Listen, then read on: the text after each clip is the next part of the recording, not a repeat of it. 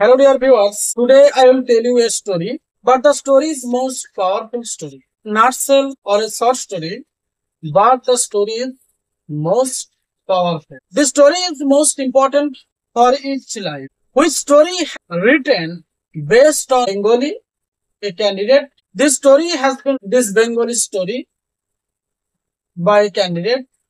This candidate will ask me how to write in English. I will show you. হ্যাঁ, আমি একটি গল্প লিখেছি। গল্পটার নাম সততার পুরস্কার। এটা ইংলিশে কি হবে একটু বলবেন? দেখো, গল্পটা তুমি লিখেছো সততার পুরস্কার। যে গল্পটা আমরা অনেক বইয়েতেও পেয়ে থাকি বাংলা। এই গল্পটা তুমি লিখেছো, ঠিকই আছে।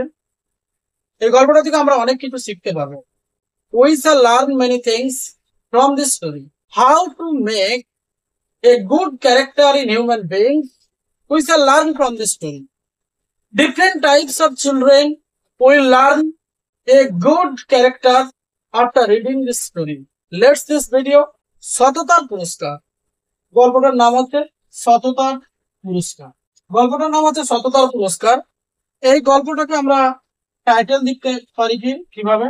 The reward of honest. এটা হচ্ছে গল্পের তুমি টাইটেল দিতে পারো দ্য রিওয়ার্ড অফ অনেস্টি, সততার পুরস্কার। এরপর গল্পটা বাংলাটা কি লিখেছে সেটা বলো।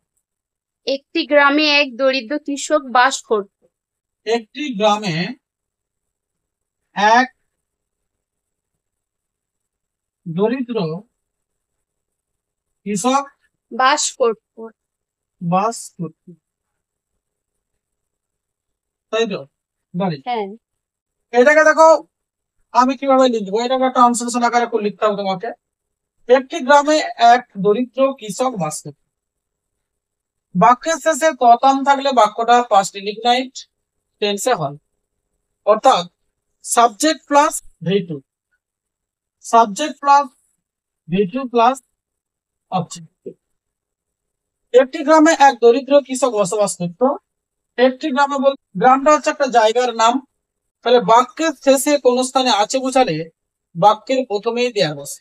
কোন স্থান বা জায়গাকে ইন্ডিকেট করলে বাক্যটাকে শুরু করতে হয় দেয়ার দিয়ে। তাহলে দেয়ার, সেখানে দেয়ারটার কোনো নির্দিষ্ট অর্থ নেই, কিন্তু ডিয়ার ভিউয়ার্স বাক্যের শেষে কোন স্থানে আছে বোঝালে বাক্যের প্রথমেই দেয়ার বসে। যেমন আমাদের গ্রামে দুটো নদী আছে। There is a two rivers in our village. তাহলে আমাদের গ্রামটা কিন্তু ইন আওয়ার ভিলেজ লাস্টে বসছে। একই রকম ভাবে দেয়ার লিভ, সেখানে বাস করত।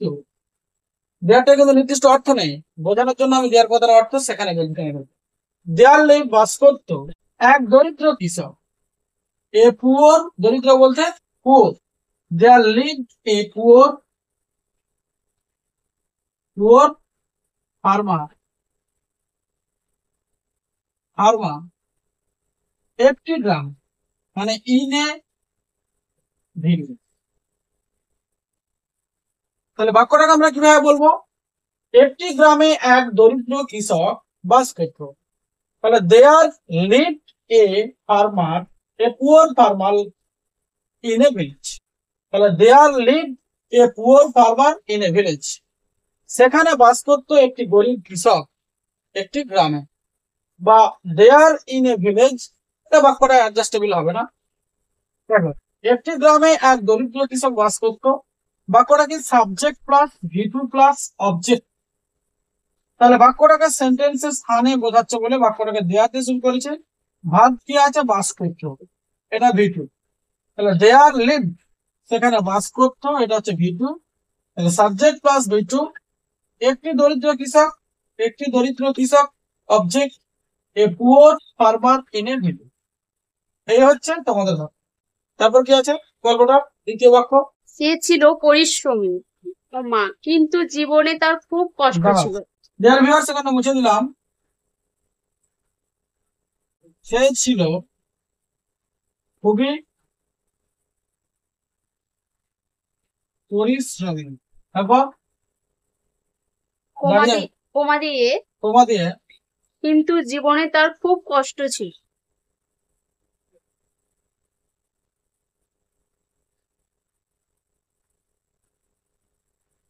তার জীবনে খুব কষ্ট ছিল। কষ্ট ছিল। তাহলে দেখো এখানেও বাক্যটা, যে বাক্যে মেন ভার্ব থাকে না সেই বাক্যে গল্প মানে তোমাকে পাস্ট টেন্সে লিখতে হবে।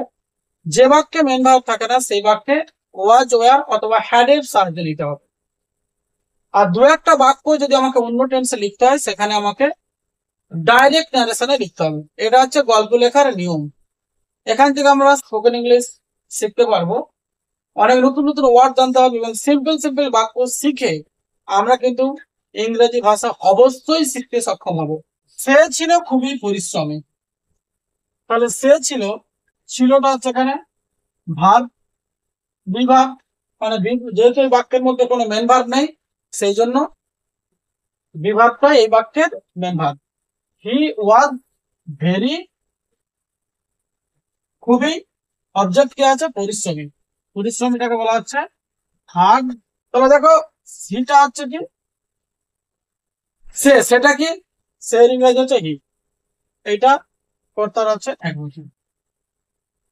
ছিলটা হচ্ছে ভার্ব মানে বিভাগ, মেন ভার্ব হিসেবে ধরে নেব হি ওয়াজ, সে ছিল হি ওয়াজ। খুবই পরিশ্রমী মানে very hard working, very hard working. তারপর কি আছে, কিন্তু তার জীবন খুবই কষ্টের ছিল। কিন্তুটাকে আমরা, এটা হচ্ছে কি কনজাংশন, কনজাংশন মানে লিঙ্কার। বাট তার জীবন, তার জীবন খুবই কষ্টের ছিল। তার জীবনটা এখানে সাবজেক্ট, বা তার জীবনে বা তার জীবন, জীবনে পড়লে আমাকে লিখতে হবে হিজ, হিজ। এখান থেকে বাট থেকে লিঙ্কারের পর আবার বাক্যটা, আবার একটা নতুন বাক্য শুরু হচ্ছে। তাহলে তার জীবন, হিজ লাইফ, তার জীবন এটা সাবজেক্ট, বাট হিজ লাইফ খুবই কষ্টের ছিল। ছিলটাকে আবার ভাব বসাবো ওয়াজ, খুবই কষ্টের। তাহলে ওয়াজ ফুল, ফুল অফ সাফারিং,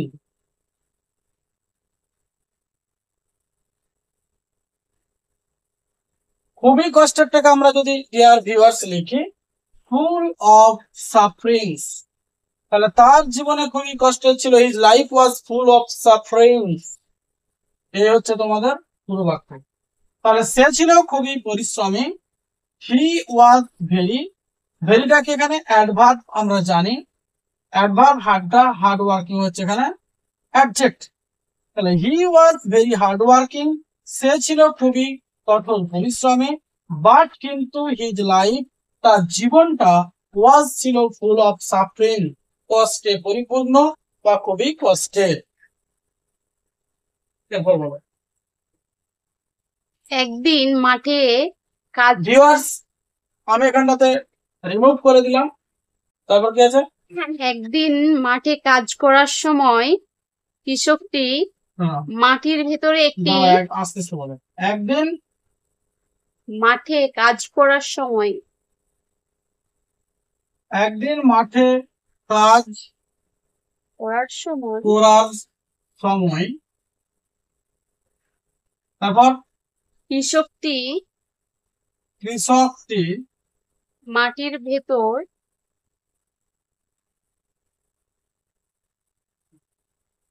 মাটির ভেতর একটি থলে খুঁজে পেল। একটি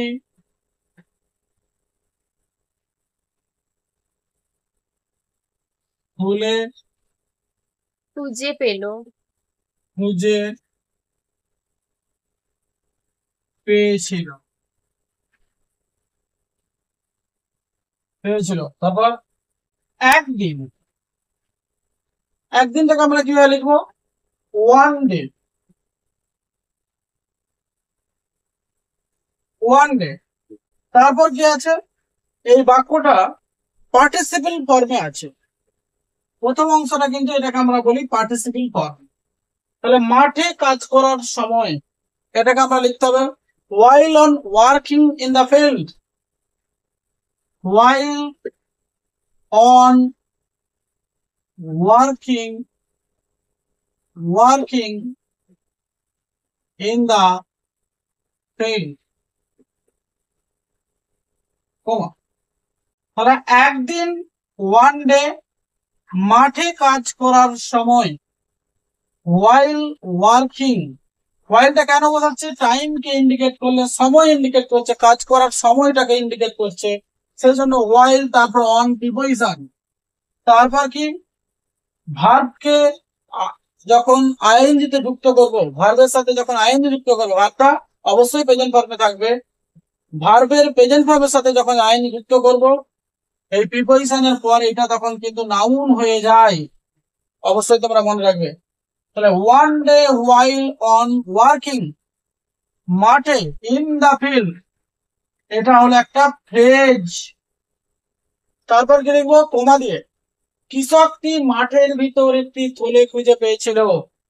সাবজেক্ট কি আছে এখানে? কৃষকটি, দা ফার্মার, দা ফার্মার খুঁজে পেয়েছিল, ইংলিশটা কি? ফাউন্ড, ফাউন্ড খুঁজে পেয়েছিল। কি খুঁজে পেয়েছিল? এটা অবজেক্ট, তার মানে পাস্ট, গল্প মানে পাস্ট টেন্স বলেছি, সাবজেক্ট প্লাস ভি টু।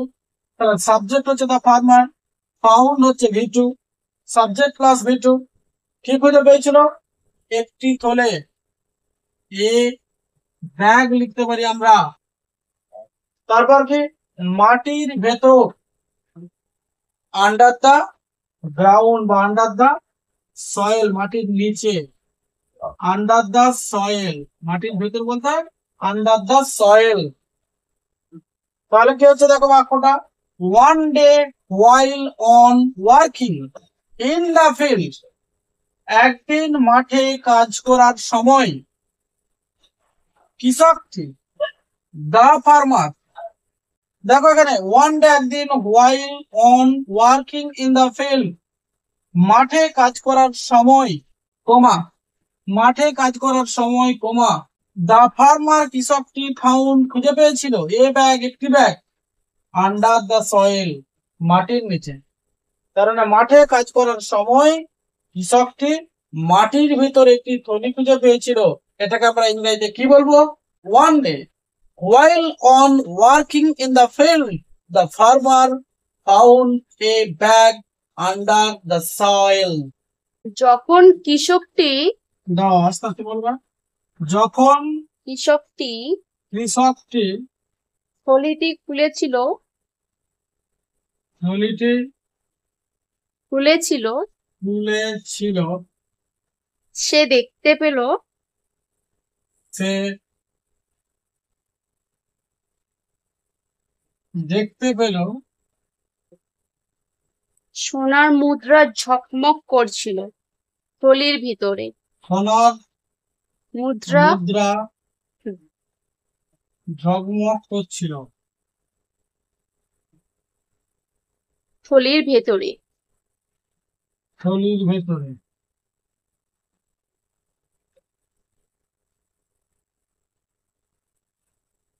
আর কিছু জবাব করা দাও না, দেখো এখানে, যখন কৃষকটি থলি খুলেছিল, এটা একটা বাক্য। এখানে কতগুলো বাক্য থেকে এটা একটা বাক্য আছে।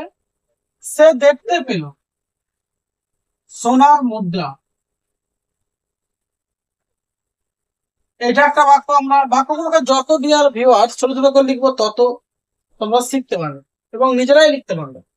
তাহলে যখন কৃষকটি থলি খুলেছিল, এটা একটা বাক্য, পাস্ট ইনডিফিনিট টেন্সে হবে। সে দেখতে পেল বা পেয়েছিল সোনার মুদ্রা, এটা একটা বাক্য, 2 নম্বর বাক্য। বাক্যগুলোকে আমি যদি ভাগ করি, একটা বৃহত্তর বাক্যকে, এটা ইউনিক একটা স্টাইল, বৃহত্তর বাক্যকে যদি আমরা মনের মধ্যে ছোট ছোট বাক্যে বিভক্ত করে ফেলি, তাহলে খুব সহজেই কিন্তু আমরা নিজেরাই ইংলিশে লিখতে পারবো। তাহলে we will be able to capture writing power and speaking power from this story. সে দেখতে পেল সোনার মুদ্রা, এটা একটা বাক্য। 3 নম্বর বাক্য কি আছে? ঝকমক করছিল থলির ভেতরে, এইটা একটা বাক্য। First sentence, second sentence, third sentence. First sentence, second sentence, third sentence. First সেন্টেন্সটাকে ডিয়ার ভিউয়ার্স আমরা কিভাবে লিখবো? যখন কৃষকটি থলিটি খুলেছিল, এটা হচ্ছে একটা টাইমকে, যখন মানে কি একটা সময়কে ইন্ডিকেট করছে। তাহলে টাইমকে কোথাও যদি ইন্ডিকেট করে, বাক্যটাকে আমাকে লেখার জন্য শুরু করতে হয় হোয়েন দিয়ে। তাহলে হোয়েন, সাবজেক্ট কে আছে? কৃষকটি, দা ফার্মার। হোয়েন দা ফার্মার, ফার্মারটা হলো কি সাবজেক্ট। খুলেছিল, খুলেছিল ইংরেজিটা কি এখানে? Open, open. এটা V1, V2 করলে ওপেন হয়ে যাবে, এটা V2 হয়ে গেল। Subject plus V2, when the farmer open, খুলেছিল। দা, খুলেছিল কি করেছিল? থলিটি, the bag. When the farmer open the bag, যখন কৃষকটি খুলেছিল থলিটি বা ব্যাগটি। তারপর কি আছে? উমা দিলাম এখানে। আবার দ্বিতীয় বাক্যটাকে যদি আমি ভাগ করেছি, কিভাবে লিখবো? সে দেখতে পেল সোনার মুদ্রা, মানে সে দেখতে পেল বলতে সে দেখতে পেয়েছিল, মানে গল্প, মানে আমাকে ফার্স্ট ইন্ডিপেন্ডেন্ট টেন্সে লিখতে হবে। তাহলে হি, আবার একটা নতুন সেন্টেন্স শুরু হচ্ছে কমা দিয়ে। হি দেখতে পেল, দেখতে পাওয়ার ইংরেজিটা কি এখানে? ফাউন্ড। সে খুঁজে পেয়েছিল বা দেখতে পেয়েছিল, একই বিষয়। বা তিনি দেখেছিলেন। তাহলে যখন কৃষকটি খুলেছিল ব্যাগটি, হি ফাউন্ড, তিনি খুঁজে পেলেন বা দেখতে পেলেন কি না? সোনার মুদ্রা, গোল্ড কয়েন, গোল্ড কয়েন্স। ঝকমক করছিল। এরপর এখানে দেখো কোনো সাবজেক্ট নেই। তাহলে সাবজেক্ট নেই বলতে কোনগুলো ঝকমক করছিল? সোনার মুদ্রা, গোল্ড কয়েন্স। তাহলে যেহেতু এখানটা কোনো সাবজেক্ট নেই, তাহলে আমাকে সাবজেক্ট এখানে একটা বসাতে হবে। এখানে তো সাবজেক্ট তো নেই, তাহলে সাবজেক্ট কাকে বসাবো? তাহলে কোনগুলো ঝকমক করছিল? তার আগে দিয়ে দিয়েছে দেখো সোনার মুদ্রা। তাহলে এখানে তো গোল্ড কয়েন্স আমি একবার লিখে ফেলেছি, আবার গোল্ড কয়েন্স লেখা যাবে না। তাহলে এর অল্টারনেটিভ আমাকে ব্যবহার করতে হবে রিলেটিভ প্রোনাউন। রিলেটিভ প্রোনাউন কোনগুলো? হু, হুইচ, হোয়াট, হোয়েন, এগুলো রিলেটিভ প্রোনাউন। রিলেটিভ প্রোনাউন হচ্ছে একটা বাক্যকে আর একটা বাক্যের লিঙ্কার হিসেবে কাজ করে। কোন জিনিসকে ইন্ডিকেট করলে, থিংস কে ইন্ডিকেট করলে আমাদেরকে হুইচ এর সাহায্য নিতে হয়। তাহলে এখানে গোল্ড কয়েন্স জিনিসকে ইন্ডিকেট করছে, হুইচ। এই হুইচটা হচ্ছে যেগুলো। তাহলে এটা সাবজেক্টে, আমি মনে মনে সাবজেক্ট আকারে যদি ভেবে নিই, তাহলে ঝকমক করছিল, এটা হচ্ছে ভার্ব। ঝকমক করার ইংরেজি কি? গ্লিটার। গ্লিটার থেকে গ্লিটার্ড হয়ে যাবে, ফার্স্ট ইন্ডিপেন্ডেন্ট টেন্সে। তাহলে হুইচ গ্লিটার। ঝকমক করার ইংরেজিটা হচ্ছে এখানে which glitter, which glitter, which glitter থলির ভেতরে, মানে in a bag, in a bag. তাহলে ডিয়ার ভিউয়ার্স, এখানে যদি আমাকে লিখতে হয় যখন কৃষকটি থলি খুলেছিল, when the farmer opened the bag, সে দেখতে পেল মানে পেয়েছিল সোনার মুদ্রা, he found gold coins, ঝকমক করছিল থলির ভেতরে। তাহলে যেগুলো থলির ভেতরে ঝকমক করছিল, তাহলে হুইচ গ্লিটার, যেগুলো ঝকমক করছিল থলির ভেতরে in a bag. Dear viewers, তোমরা ভালো করে এই বাক্যগুলো কিভাবে লেখা হচ্ছে, কোন পদ্ধতিতে লেখা হচ্ছে, আমি তোমাদেরকে ডিটেলসে বলছি। তোমরা অবশ্যই ভিডিওটি মনোযোগ সহকারে দেখবে। You will watch this video attentively. Now or then you will clearly understand what am I saying to you in this video. I shall hope that you will learn this language 100% accurately. কৃষকটি ভাবলো, দাও কি আছে? কৃষকটি, ভাবলো কৃষকটি ভাবলো। বলো বলো, কৃষকটি ভাবলো, তারপর আমি চাইলে এগুলি, আমি চাইলে চাইলে এগুলি নিজের কাছে রাখতে পারতাম। এগুলি, এগুলি আমি চাইলে এগুলি নিজের কাছে, রাখতে পারতাম। নিজের কাছে রাখতে পারতাম, তাই তো? গাড়ি। আরে, দেখো ভিউয়ার্স, কৃষকটি ভাবলো এবার কোথায় কিভাবে লিখবো আমরা? দা ফার্মার ভাবলো মানে ভেবেছিল। ফার্স্ট ইন্ডিপেন্ডেন্ট দা ফার্মার সাবজেক্ট হচ্ছে এখানে, আর থিঙ্ক থেকে থট। আমি চাইলে এগুলি, মানে ইফ আই সে,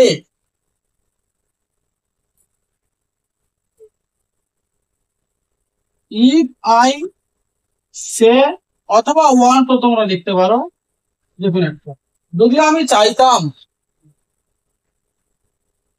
এগুলি নিজের কাছে রাখতে পারতাম, মানে if I say or want, নিজের কাছে রাখতে পারতাম, এগুলিটাকে এখন বাদ দাও, এটাকে আমি লাস্টে তোমাদেরকে দেখাচ্ছি।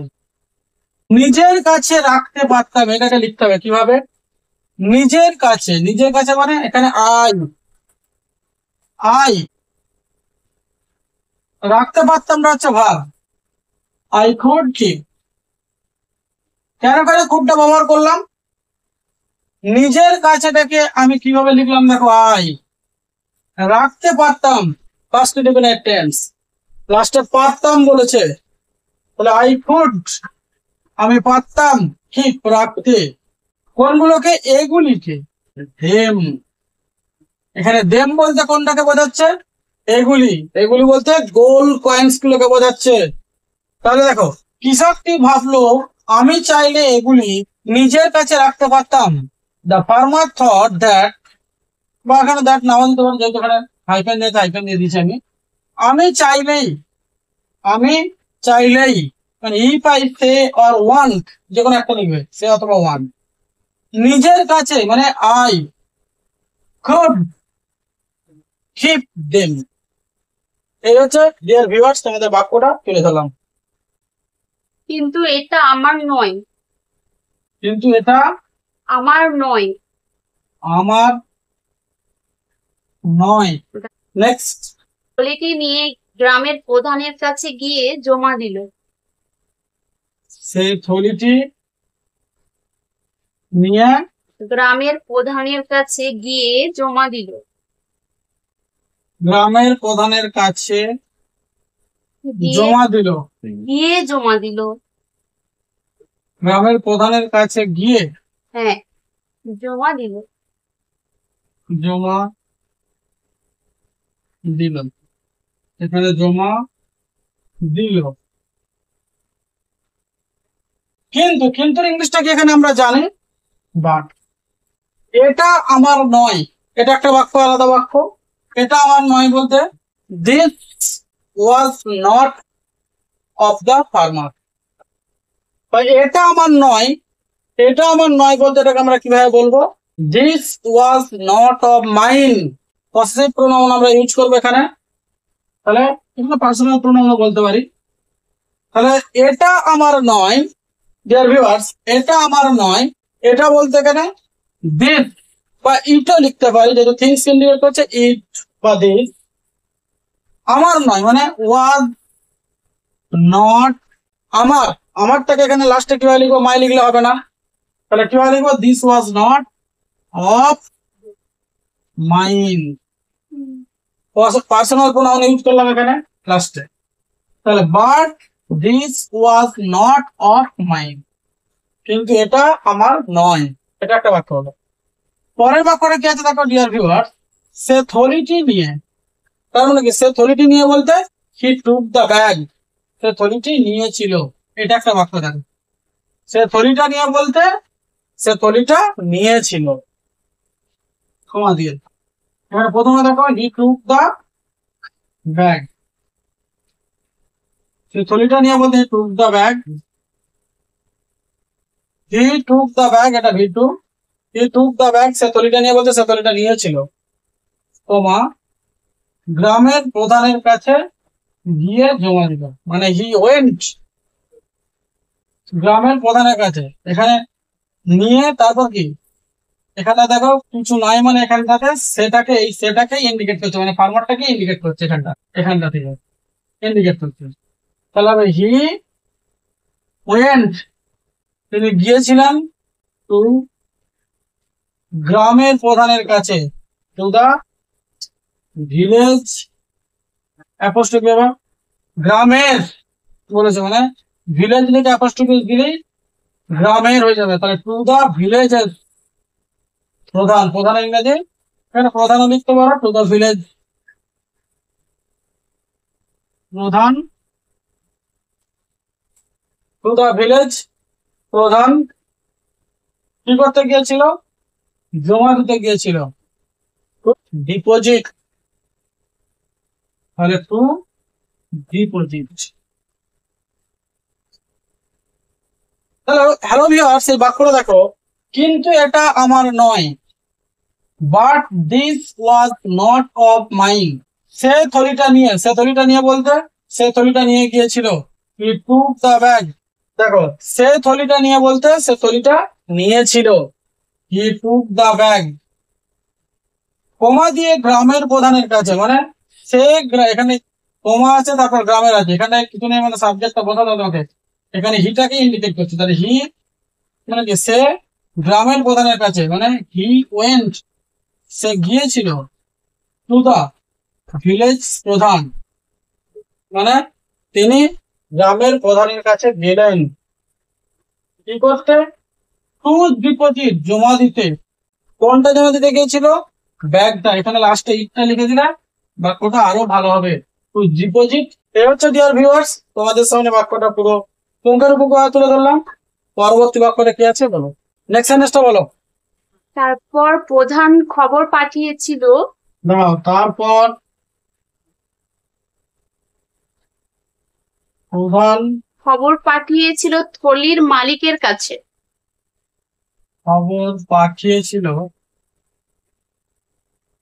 পাঠিয়েছিল থলির মালিকের কাছে। মালিকের কাছে কাছে। দাঁড়িয়ে। দেখো ভিউয়ার্স, এখানটাকে আমরা কিভাবে লিখবো, খুব সিম্পল বাক্য, তোমরা ছোট ছোট বাক্যে লিখবে, লিখতেও সুবিধা, বুঝতেও সুবিধা, এবং অপরকেও বোঝাতেও সুবিধা।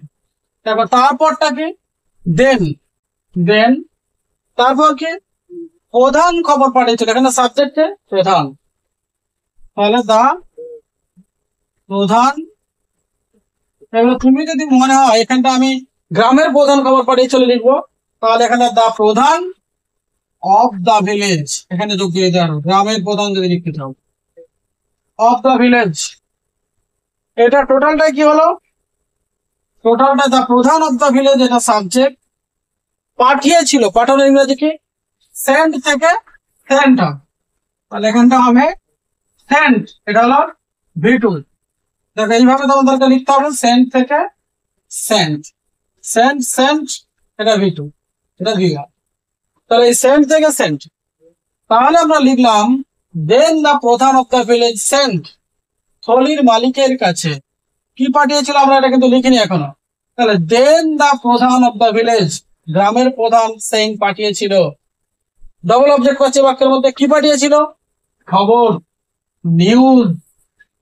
কিসের নিউজ? না, কৃষক, একজন কৃষক তার হারিয়ে যাওয়া ব্যাগটা গ্রামের প্রধানের কাছে জমা দিয়েছে, এই খবরটা পাঠিয়েছে। তো আমরা এখানটা সংক্ষেপে লিখতে পারি, then the pradhan of the village send news, কার কাছে পাঠিয়েছিল? To the owner of the bag, to the owner of the bag. To the owner of the bag বলতে ব্যাগের মালিকের কাছে। তাহলে ডিয়ার ভিউয়ার্স, এই বাক্যটাকে আমরা লিখতে পারি, তারপর প্রধান খবর পাঠিয়েছিল থলির মালিকের কাছে, then the pradhan of the village send পাঠিয়েছিল নিউজ, খবর, to the owner of the village.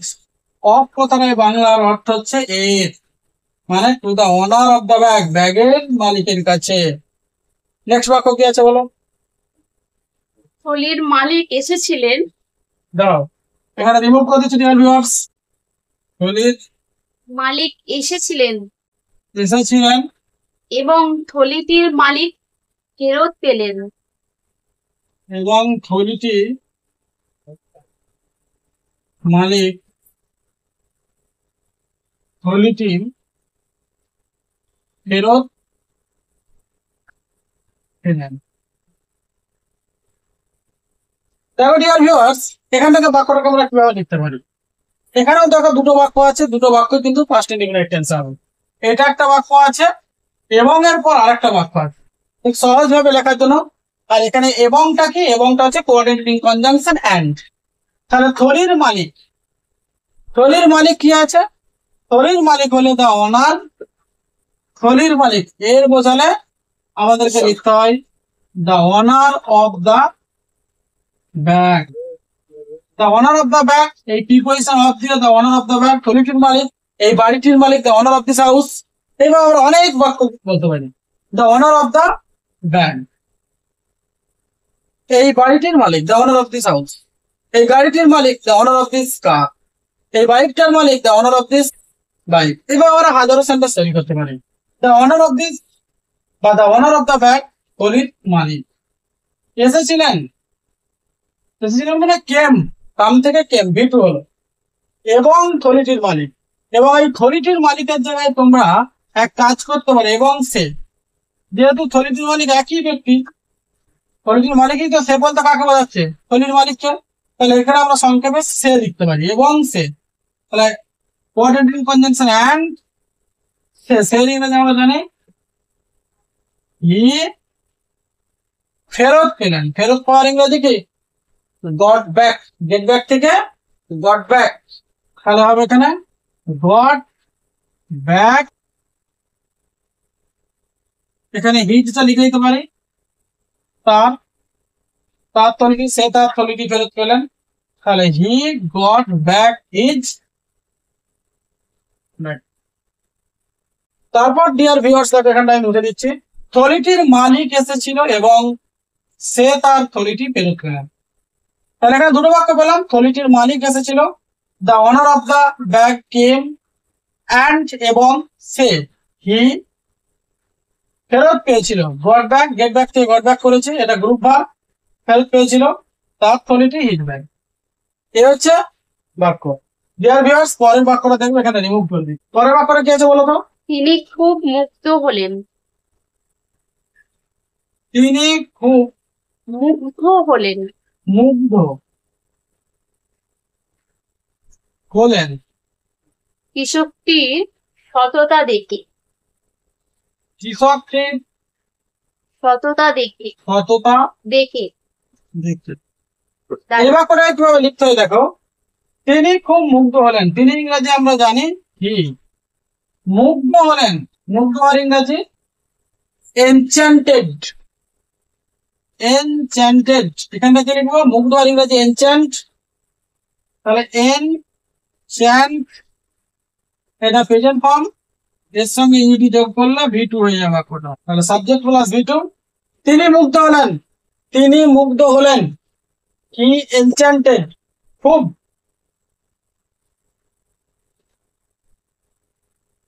Very মাছটা যদি দিয়ে দিই আরো বেশি হবে, খুব বেশি যদি লিখে,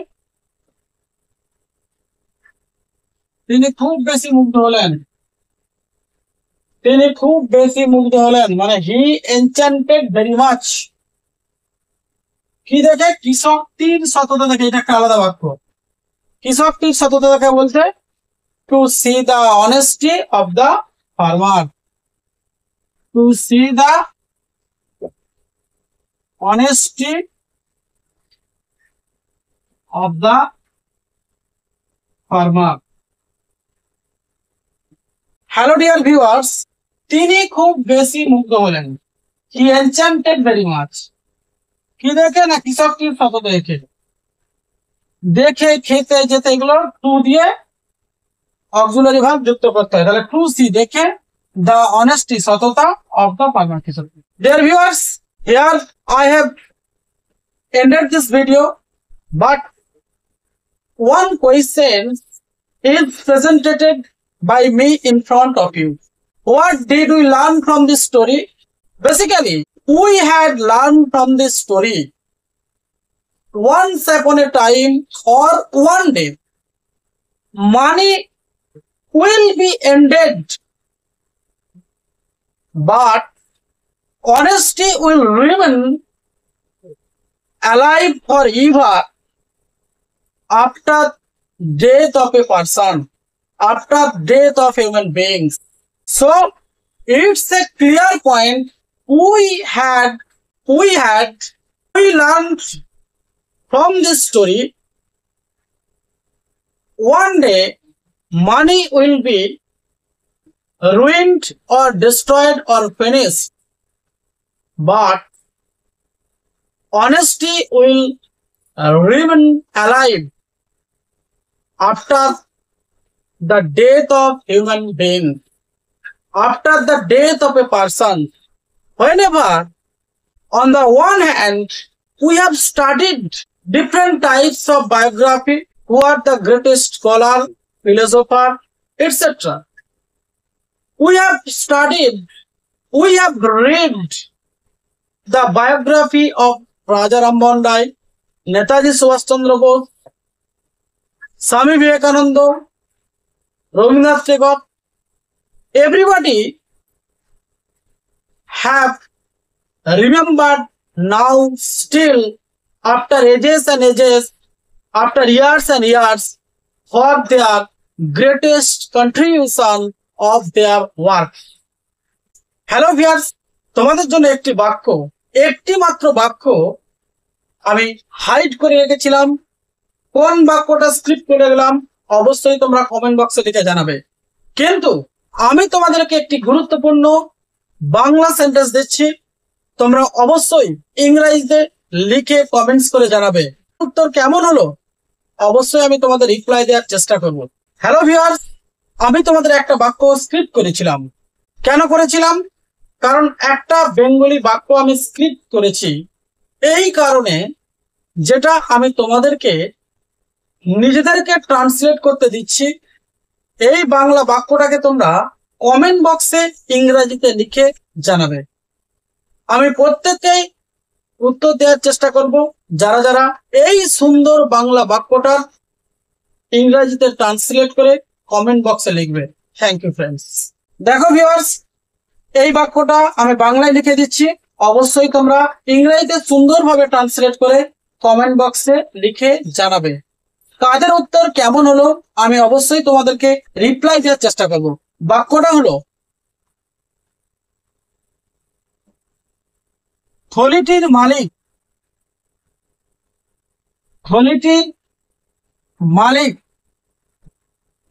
খুশি হয়ে, থলিটার মালিক খুশি হয়ে কৃষককে কিছু উপহার দিলেন। এই বাক্যটা, ডিয়ার ভিউয়ার, থলিটির মালিক খুশি হয়ে কৃষককে কিছু উপহার দিলেন। এই বাক্যটা আমি তোমাদের জন্য স্ক্রিপ্ট রেখেছিলাম, অবশ্যই তোমরা এই বাক্যটাকে ট্রান্সলেট করে কমেন্ট বক্সে সুন্দরভাবে লিখে জানাবে। কাজের উত্তর কেমন হলো আমি অবশ্যই তোমাদেরকে উত্তর দেওয়ার চেষ্টা করব। If you like this video, you will subscribe my channel. You don't forget to subscribe my channel.